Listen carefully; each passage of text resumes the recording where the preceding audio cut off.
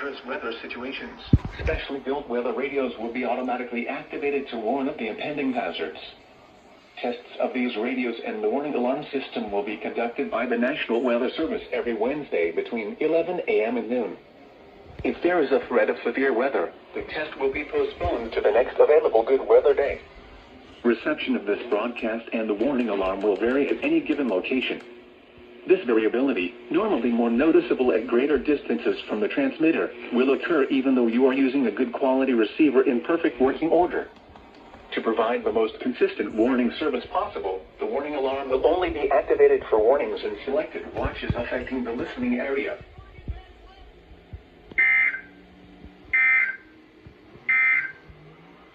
The 11 a.m. observation in Washington.